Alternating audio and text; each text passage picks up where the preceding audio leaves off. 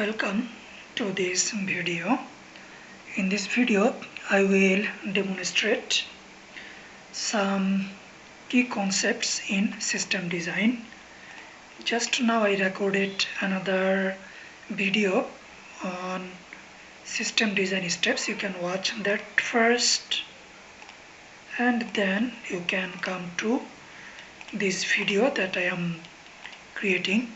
Just what are the different concepts that you need to keep in mind when you will be designing a system.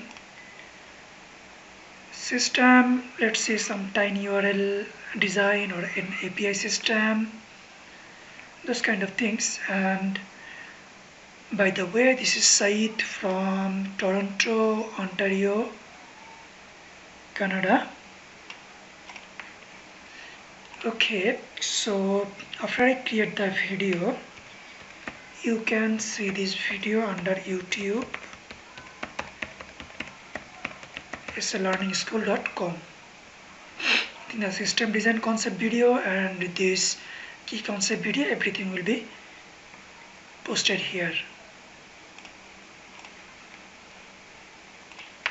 Okay. Yeah, the presentation is not made yet. I will just type as I go.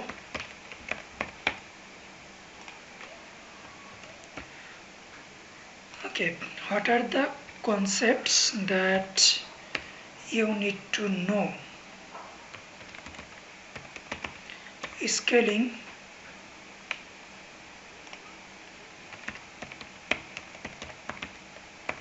horizontal scaling and vertical scaling. What does it mean? I think to improve the performance of your application, to make it faster, you might need to scale, and one of two approaches are being taken. One is vertical scaling. I think it's increasing the resources on your server, like adding more processing power, adding some more RAMs, those kind of things. Yeah, for multi-core system, yeah, those are the vertical scaling, the physical resources, increasing those. And horizontal scaling, it is about increasing the number of computers or number of servers and serve the system or serve the application from multiple different servers or PCs. So horizontal scaling, I think vertical scaling, there is a limit how much you can add operating system limit or the system you built upon. There is a limit, but horizontal scaling, it can you can make it scale very well. I think in the beginning, most probably Google, they used horizontal scaling and they used some regular PC to scale well without making high-end server and using many of them. Yeah, many of the parallel computers, you can implement many of the parallel computer concept using multiple computers, even some desktop PCs, some Linux, and there are some computers you can create a parallel computer. Those kind of things, scaling.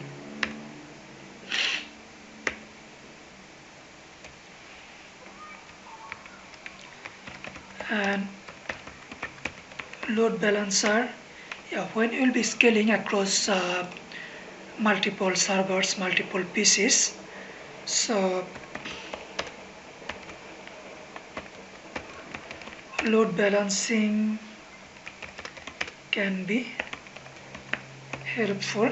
So it can balance, I think, when all the requests will come, where it will send those requests for all of those servers, so that one server is not heavy and another server is disturbing. You need some way to redirect. Load balancer can be useful for that purpose.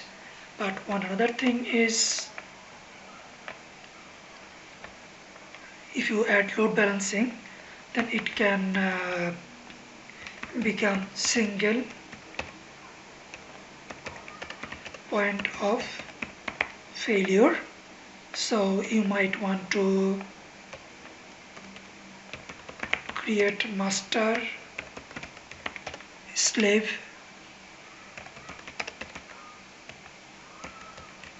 load balancing, master slave load balancing that you can do. And for horizontal scaling, when there are multiple pieces, yeah, I think if any of those pieces or server is down, it can communicate with the load balancer, and then the request can be redirected to something else. One approach, I think, for one of the servers, you can create another level of hierarchy master slave, but that probably will be overkill. You do not need. But I think coming back to load balancer, if the load balancer cannot reach to that server, it can redirect a request to something else. So depending on the load or the data or the load, I think in general it should be fast enough to redirect to another server. If not, the automatic slaving system on that end might work, but probably anyway, that is one thing. Load balancing, scheduling, and the database normalization, denormalization, or NoSQL.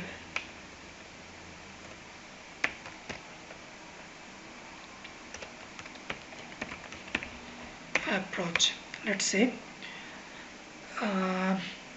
database normalization is done for the, I think, to keep the data, to maintain the data integrity, and so that the same data is not are not kept here and there. But sometimes if your system is, I think, if your system is about displaying data, displaying reporting, or after analytics doing some stuff on the output, summarized data, so for those system normalization can be overkill because the joining can be slow. The performance, depending on the performance you need, normalization can be overkill. So what can happen, I think, depending on the situation, sometimes the online transaction processing keep it normalized, but when you are designing a system that needs to show summarized data from different things, then probably in between you can do denormalize and then show it in the analytics reporting part, and depending on the huge volume you can define some sort of data warehouse system, and from there you can serve. And sometimes one another approach is you can use NoSQL. NoSQL system is usually scales better, and the join is not there in NoSQL. The data organization is in such a way so that it can scale better.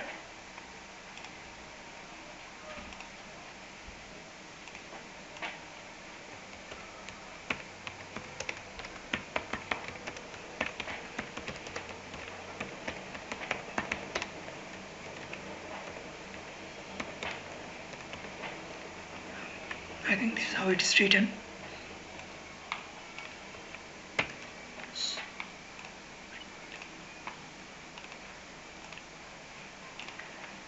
Okay.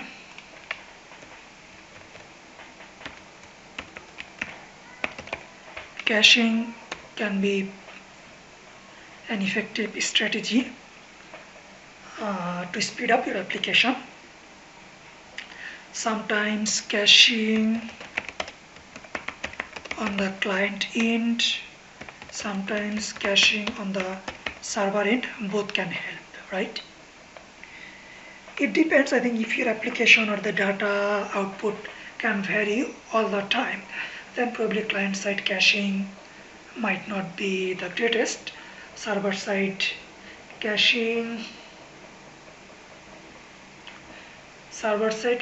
yeah, it can serve better because probably the same thing are being requested by many different clients. So probably you will still have an immediate copy. You probably will know how frequent the data changes. The data probably don't change in every nanosecond or every microsecond. So you can set an expiry time on the server side caching, depending on your system. Client end caching, yeah, depending on the, if you think that the server side changes once in an hour or once in a 24 hours, then the client end caching can help. And sometimes you can also, in the implementation side, you can also add some HTML tag or some other ways to expand those cache and recache and resupply and all those things. Yeah, caching can help, yeah. And sometimes minifying code can help, JavaScript minifying or combining code or CSS minifying or image sprites, all those things can help for sure.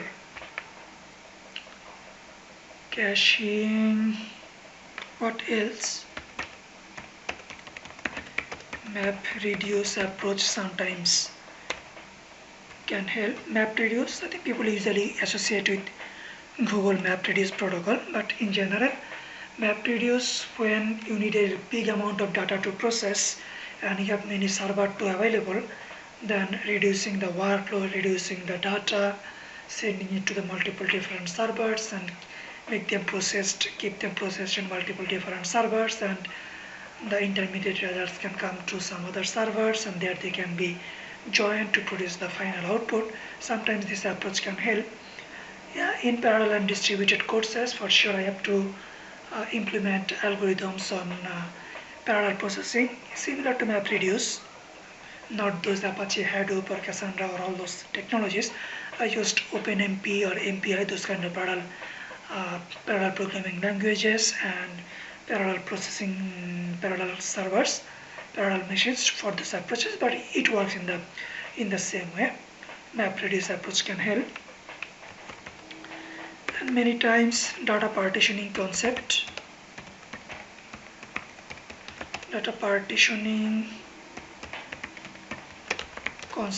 are useful for sure. Data partitioning concepts, I think it can be horizontal partitioning. Horizontal, that means row wise partition, and vertical partition, column wise partition. Sometimes it can be a hybrid partition, those kind of thing. Let's say, I think sometimes you might face the issue, you have the users table, there are 2 million of rows and everything is dependent on the users table. The majority of the operations are, they have to start initiating the user system, the API system that you are using. So user system can be a single point of failure, single point of bottleneck, performance bottlenecks, you need to scale it.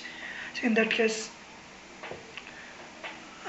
partitioning can help. I think vertical partitioning might not help it much. Vertical partition might not, if you want to just vertical partition one table, vertical partition might not help. If your system is already normalized or the requests that are coming, they need all the information on the users table, and users table is actually not many columns are there. There is not much option to vertical partition. If you still partition, the request may need all the information from all those vertically partition tables. So in that case, vertical partition is not a good idea. Horizontal partitioning, I think keeping some rows in one table, keeping other rows in another table, that can be another good approach. Or if your application is geographically distributed, or probably if you are maintaining CDN for your stuff, so you can also geographically distribute. I think practically it might not be the best thing. I think the geographically requests are coming from here, so users from that geographical request partition portion, keep it into that CDN. Okay, I think it probably will be, you need to address this case by case basis. It might not be a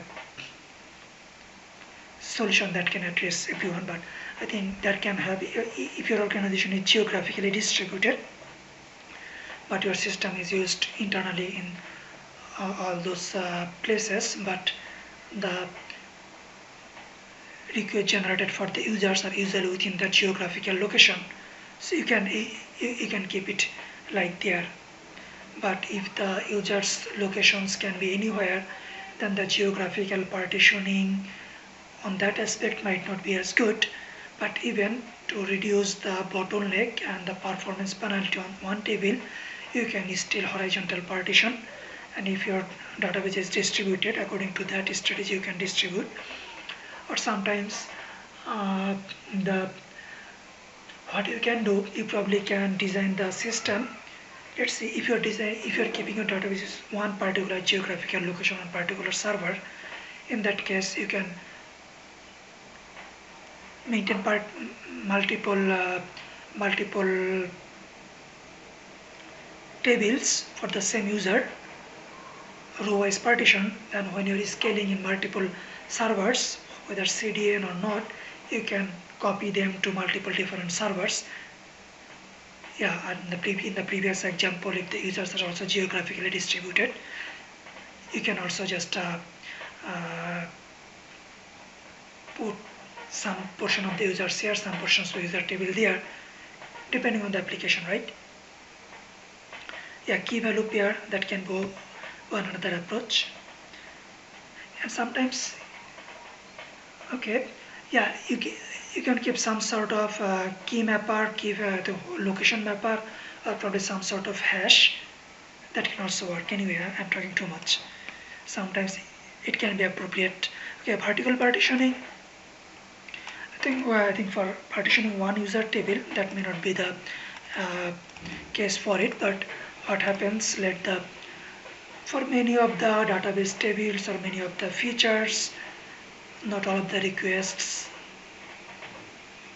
can be in one place, and I think the feature wise you can keep. I think what can happen, the regional cases, it can help. I think some stuff can be here, some stuff can be there. Probably what you can do is sales activity or accounting activity. They probably are part of the same application, but depending on how the requests are being coming and where those departments are, and depending on which, yeah, you probably can keep it in the multiple servers here and there geographically, or within same geography but on different servers, to scale them well and without having performance penalty.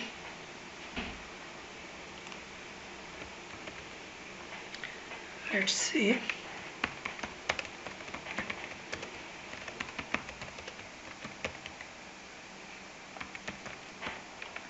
I think some network metrics that you might need to think about when designing the system. Bandwidth, how much bandwidth you have and how much bandwidth you need. Bandwidth means, I think, what is the capacity of the data transfer capability of the system within a certain time. That's bandwidth. Throughput measure, you might need to throughput, how much you actually transferred, that kind of thing.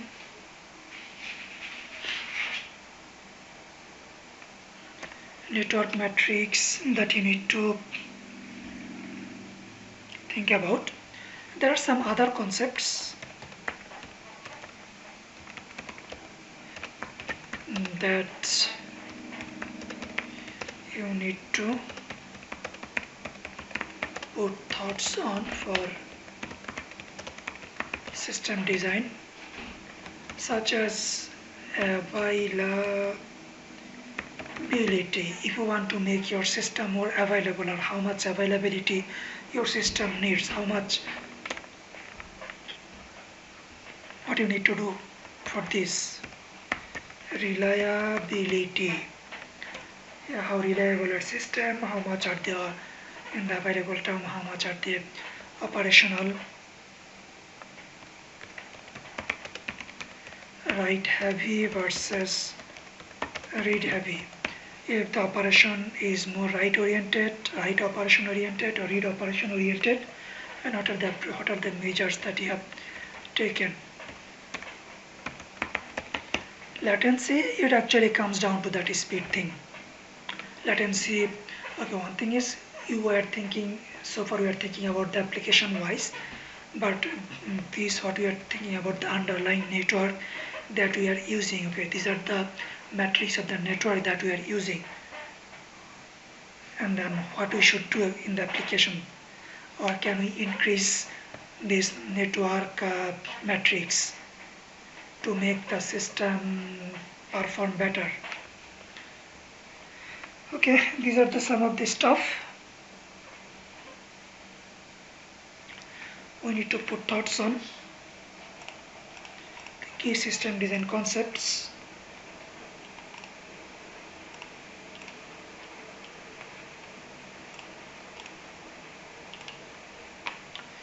I think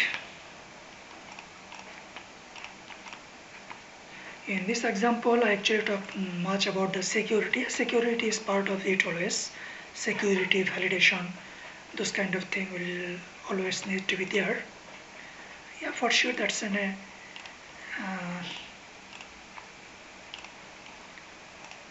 something.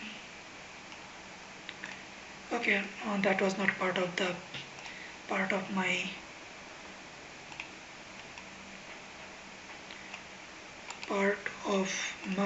presentation.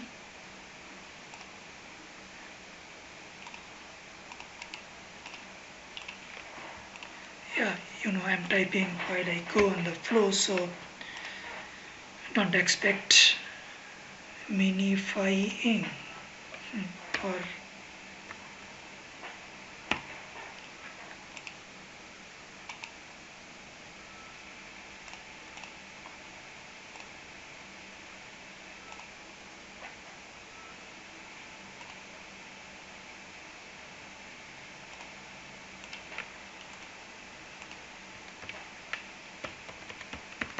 security, one another concept for sure.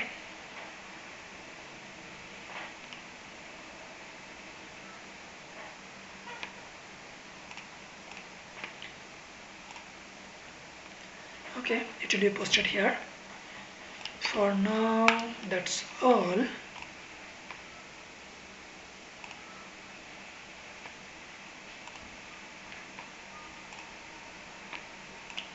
So SiteStree.com, you can find many other videos here.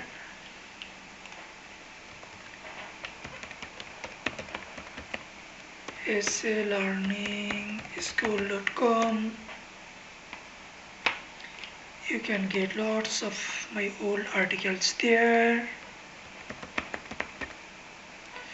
VisitorsShop.com,